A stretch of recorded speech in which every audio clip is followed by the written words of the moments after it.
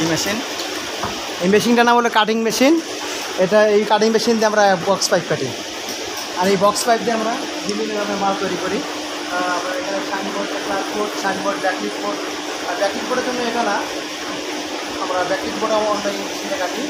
আমরা শুধু এটা সাইনবোর্ডের জন্য আমাদের যেটা আমরা বলি আচ্ছা, কাটিং দেন, কাটিং দেন। হ্যাঁ হ্যাঁ, করলাম।